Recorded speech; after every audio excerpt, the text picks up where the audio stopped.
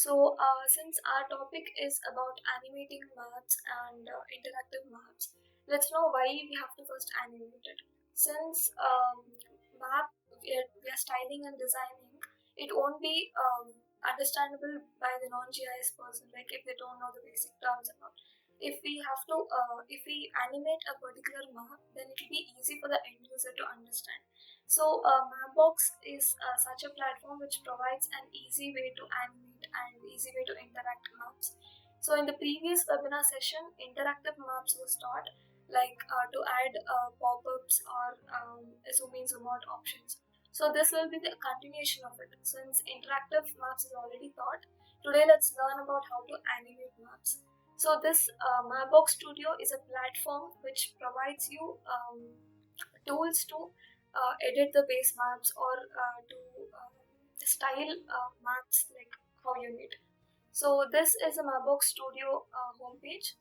So first you have to create an account in Mapbox and you'll get to navigate it to this page. So they'll be giving you a default public token. So this is an access token. This will be using when we add the map to the website. So we'll be using it on a later part, and this is about access token. We'll go to data manager and just tell you how to add the data to Mapbox Studio. So we can add it in two forms. One is tileset and the other is dataset. So tileset is we have to add pre-processed and optimized data to this tileset. It can be in the form of a GeoJSON or a shapefile. So this tileset, if we add any large data to this, so it will break down it into smaller tiles. So that is how Mapbox Studio handles large data. So let's see what type of files we can add. So one of them is GeoJSON, which is an organized data, shapefile, which along with its dependency files, and KML, GPX or CSV files. These are for the vector tiles, and for the raster you can add geotiff file. So, and the data set part, here we can add the raw data which is not organized. We can edit it in the studio itself. So I'll just show you to add new tileset. So I'm just taking a GeoJSON file of Karnataka, that is political boundary. We'll get a notification once the data is added.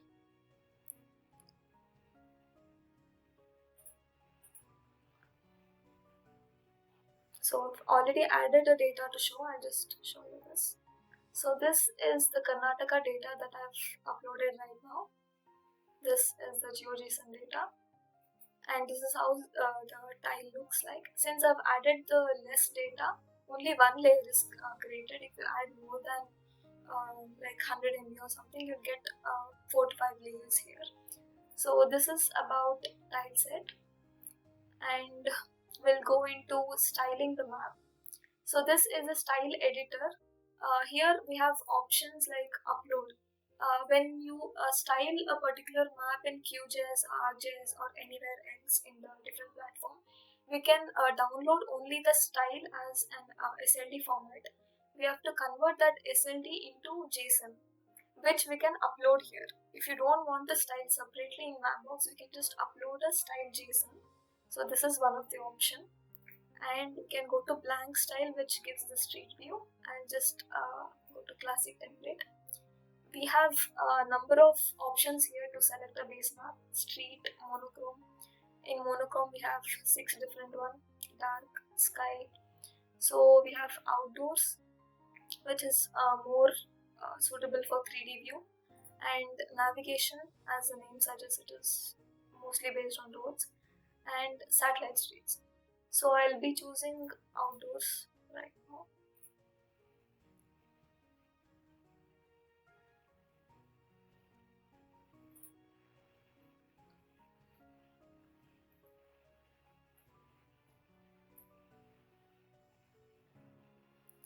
So this is the outdoor base map I've chosen.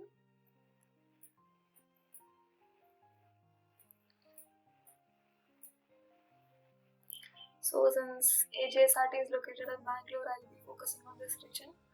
So this is a base map and we have so many options to edit this base map. Before, let's see in the global section, we have to enable terrain. We can change the exaggeration value. I'll just, for example, give it to 2. And we can see how it's updated. We just look into 3D view.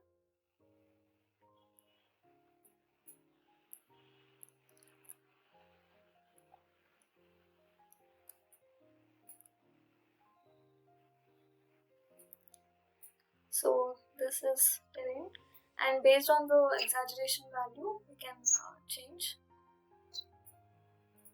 And coming to the layer part, this is the section where we can change base map according to how we need. Sahana, there is a question. Purna Chandra.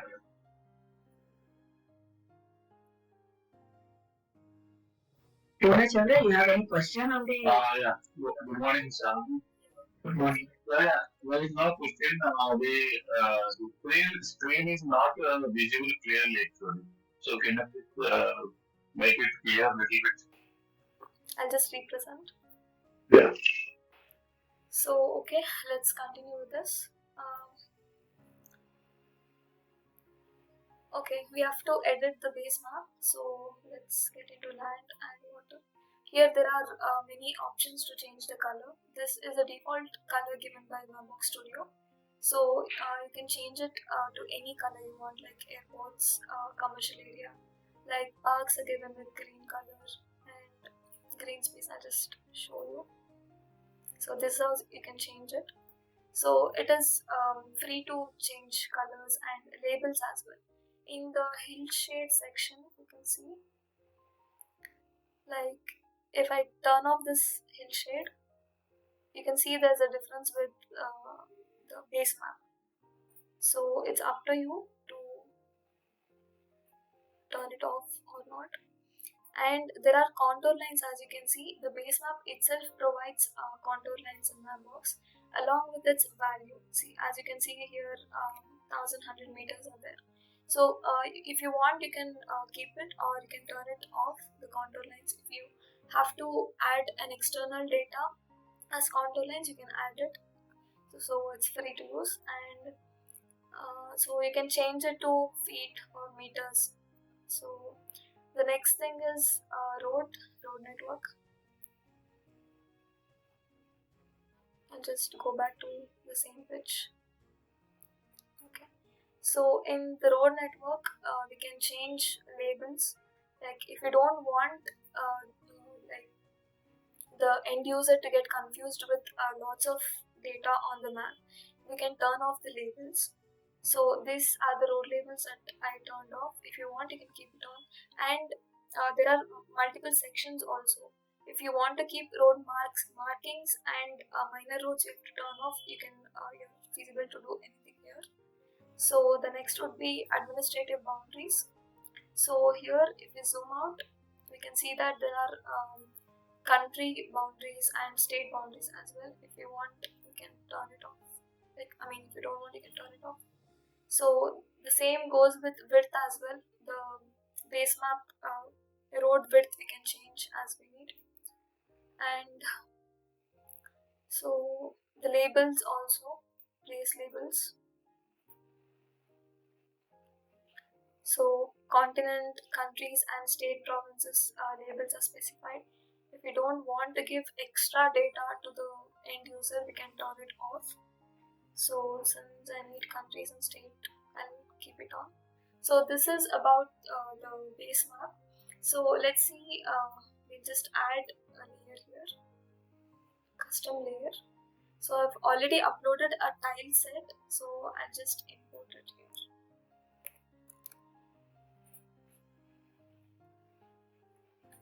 So this is the tile set, if you remember, I've added.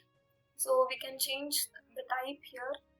It can be a line, just the boundary, or it can be a circle which shows the point data. Yeah, so this is the point data. So for now, I'll be taking fill as an option. So zoom extent also you can change, like minimum to what zoom level you need the data to be visible.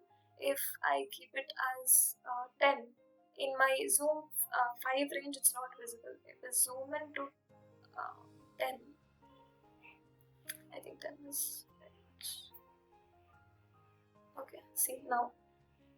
For 6 it's visible. If I come out, it is not visible. So this is how you can change the zoom extent as well.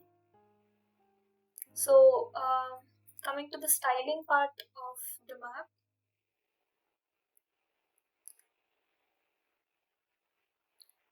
So by default the layer is in black color. We can change it.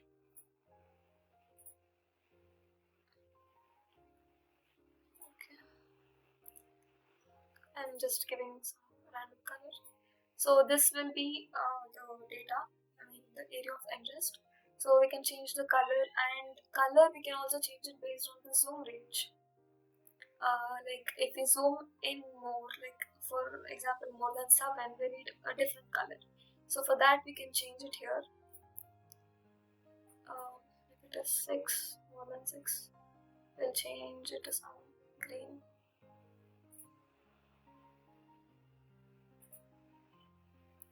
So yeah, when you zoom out, I think 6 is more.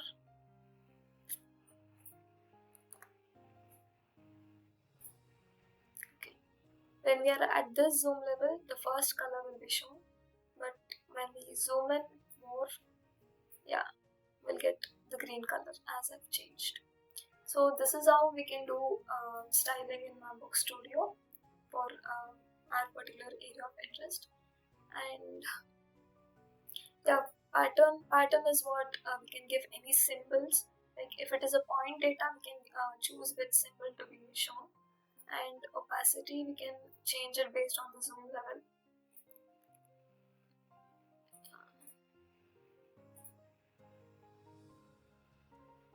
So yeah, it gets transparent. But if you zoom out, it is a complete fill layer. So this is about Mapbox Studio, and after styling the entire map, we have to publish it. If we have to use it in a website, we have to first publish it. So this was the previous base map, and this is after the styling part. So we have to publish it.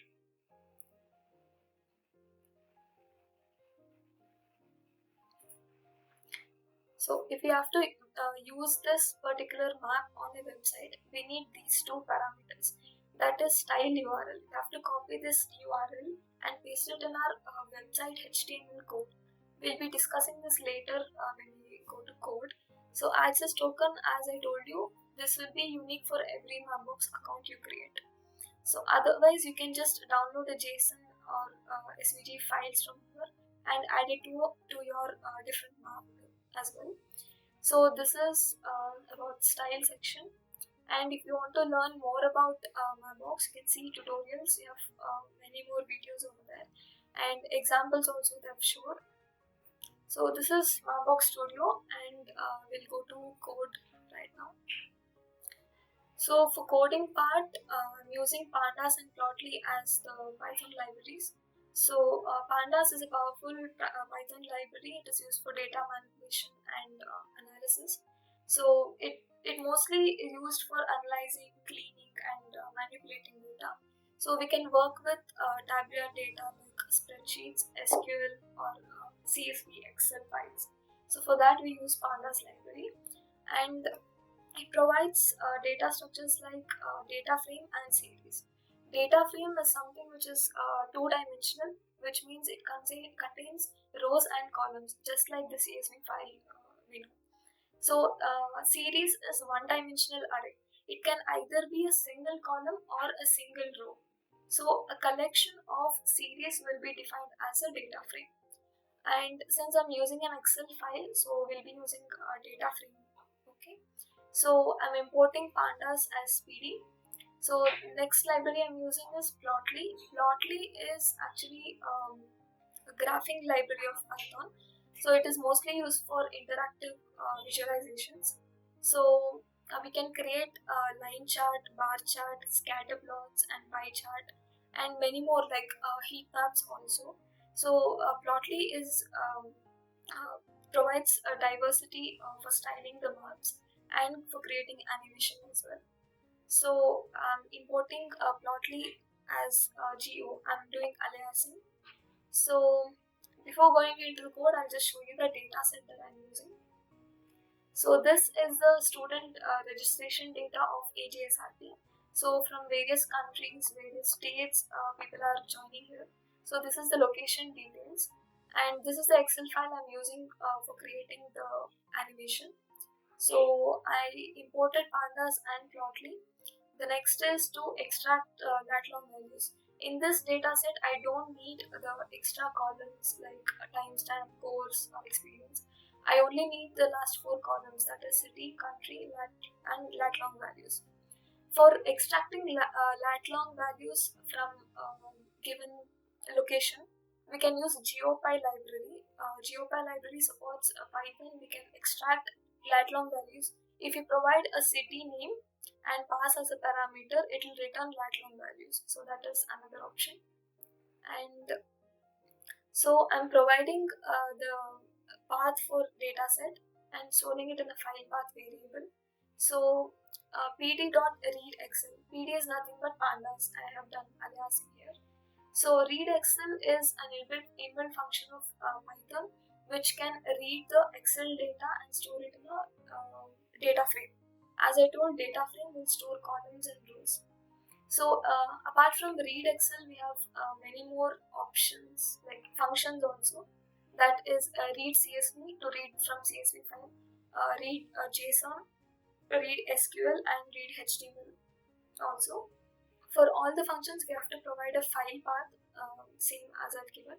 So this will create a data frame. So now this data frame contains entire data which is in this Excel sheet. So the next step is accessing which columns we need. So I only need latitude, longitude, city, and country. So I'll be just extracting those values. So drop NA is a function of pandas which will eliminate the null values or nan values, like not a number. So this particular section is called as data cleaning. Data cleaning is most essential before performing any kind of analysis, because there might be data which is not organized or which is not ready for analysis. Like it might contain duplicate entries or missing values or some kind of incorrect information.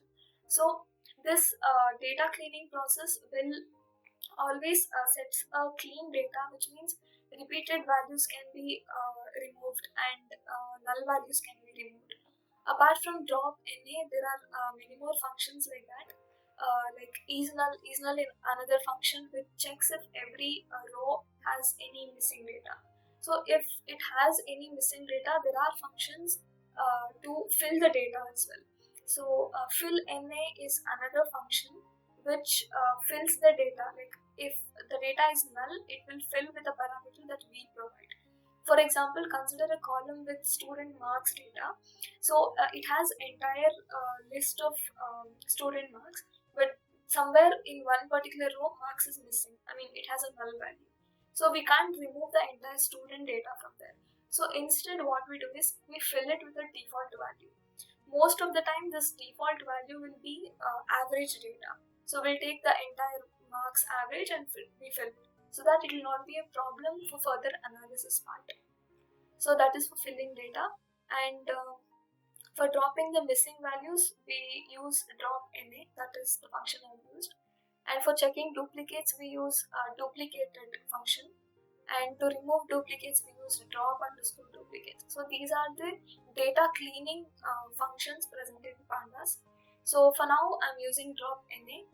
So this df, this data frame, this will fetch the values which are not null and will store it into student location. So student location is also a data frame. So if I print student location dot head is a function which will print the first five rows of any, like which parameter we have passed. So in the first 5 rows, we can see latitude, longitude, city and country data is present. So just like dot head, we have other functions as well, like dot tail, dot info and dot describe. These are all the functions we can use to view the data set. So the next is defining the map center, that is Bangalore office. As you can see in the output, the red blinking point is the AGSRT Bangalore office location. So this location lat long values have taken and stored it as a dictionary. So lat long values. So the next is frames. Frames are nothing but just showing the output.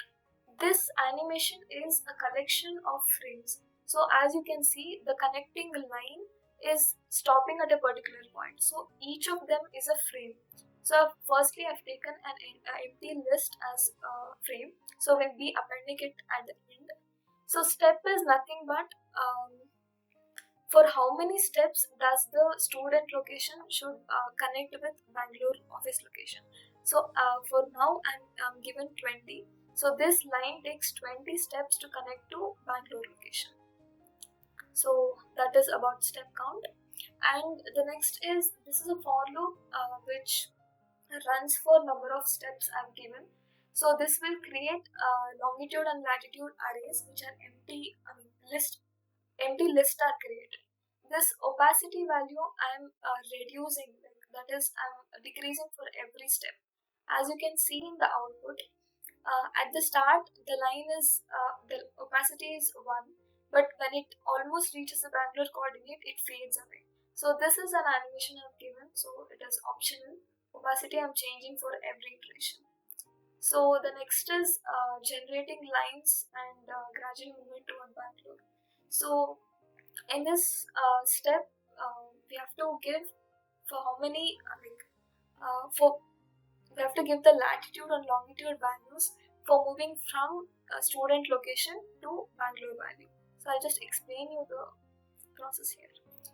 So this is a for loop, and student location, this contains the data frame, that is 4 columns, and iter rows. Iter rows is a function which takes which returns 2 parameters, that is, one is the index value taken as underscore and the entire row. So in a data frame, if we consider a single row, it is called a series. As I told before, it is a series, is a one-dimensional array. So iter rows will return index along with the entire row. So in the lines underscore longitude, we have already created an array for the list for that. So here we are appending a row of longitude. A row is nothing but the first student data. First student longitude is appending, which means that is a starting point. From there, where it has to move, that we are giving in the next line. That is student longitude location plus the difference between the Bangalore coordinate and the student coordinate. This difference is calculated such that it has to know through which direction it has to go, and we are multiplying it with the step count. This is done so that it appends longitude value to the list. Like for 20 steps, it will append the 20 longitude values. So this is the one. If I value is 1, for the first iteration, so 1 by 20. So 5% of the line will be drawn, like as you can see in the output. So every step is moving 5%. See, so this is an example, and the same goes with the latitude as well.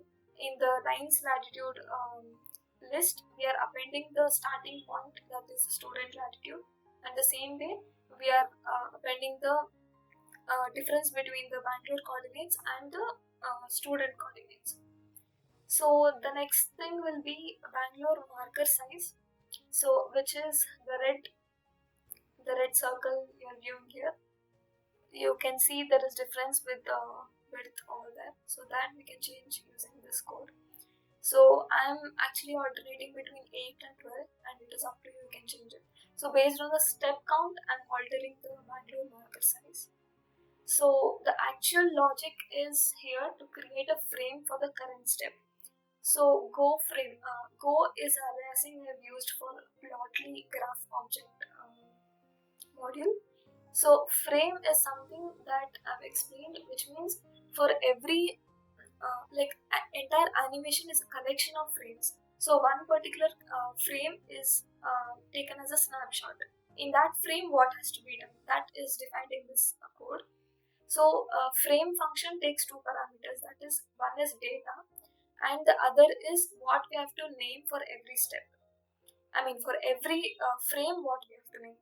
I have just named it using the step count. So the data I'm giving is first, scatter mapbox is a function which is taken from the Mapbox Studio. We have many other functions like this apart from scatter mapbox, which can be go.line or go.graph. So those are the other options. In the first step, scatter mapbox, I'm taking lines, that is animated lines, as the first parameter. From we are assigning the longitude and latitude values we have generated in the previous for loop. So this list is assigned to lat-long values, and the line width and the color, the styling part, is given in the dictionary format, and opacity we are changing based on the step count already in the previous for loop. So we are just assigning it to a new opacity, and hover information is not given for the line. We'll just see for the next one. So this first scatter mapbox function is applicable to the lines, the animated lines. So the next scatter mapbox function is for the markers. That is for the individual student location, the starting point, green circle we are seeing. This is the logic for that. So mode, that is type or shape, will be markers, and longitude value, since it is a steady point, like static point, we are giving the longitude of the student location. Since it is not moving, we are giving the initial position as student location, lat long values. And for this marker, we are styling like size 6 and the color. So hover info is text. What should be displayed in that text will be giving the next line, that is city, student city. So when we see the output, if we hover on a particular green dot, that is the marker, we see the city name. So this will be the second function, and the third one is markers for the Bangalore location. Since that is also a static point, we are providing Bangalore lat-long values along with the marker styling, and text is given as AGSRT. So, and we are appending all these frames. So since I've told you, frames are the multiple snapshots which by end of the output will get it as an animation. So for each frame, this function is creating. So we are appending all those frames into one, and for latitude and longitude, we are creating an empty list. So this is for creating initial data for markers. Like before start of an animation, we have to give the default location for a marker or for line or for the Bangalore location marker. So for that, we are taking with student location, that is the data frame. Iter rows will return the index value and the series, that particular row. So we are appending the default location, that is student longitude and student latitude. This is where the initial position of the marker should be, or the line should be before animation. So here we are giving initial data for markers. It is almost the same code, just that first point, the static point we are giving. So it is entirely same. So map layout configuration, this is where the Mapbox Studio comes into picture.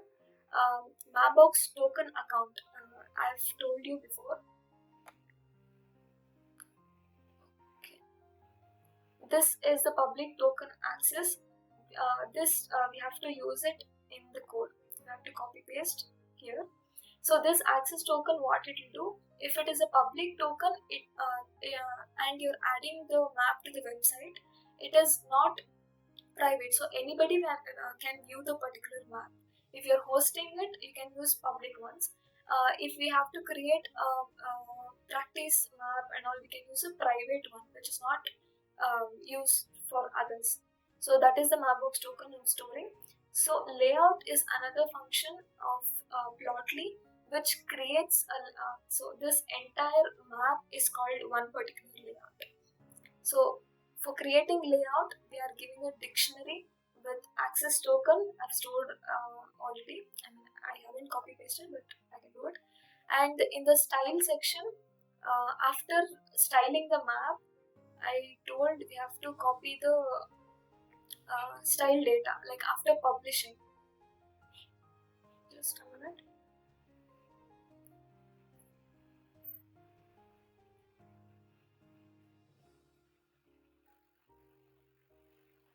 In the share option,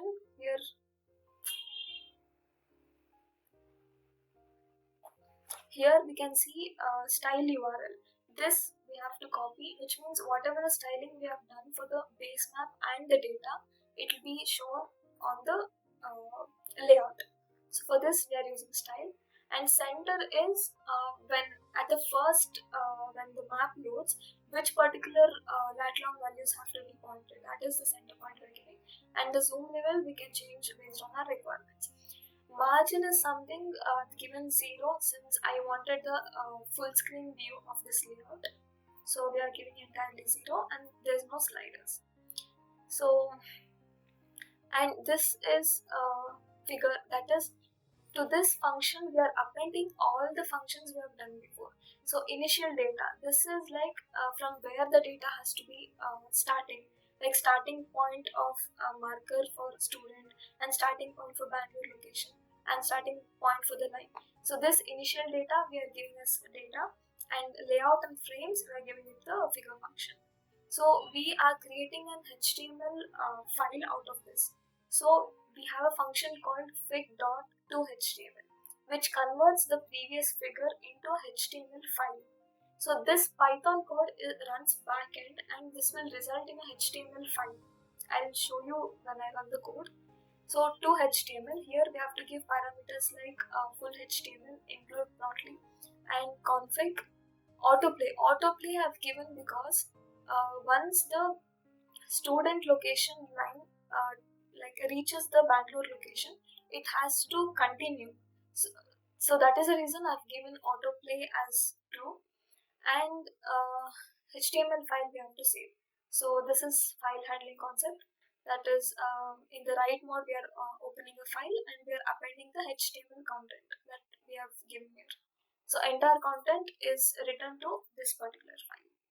So I hope the code is clear, and I'll just run. So I'm using VS Code to run this file.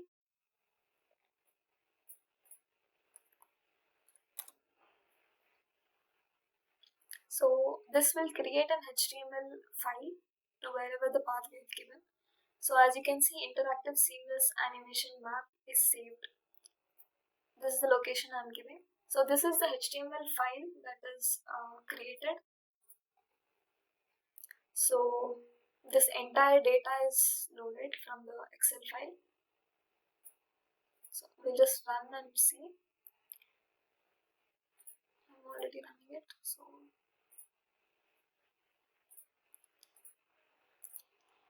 we'll just refresh the same now.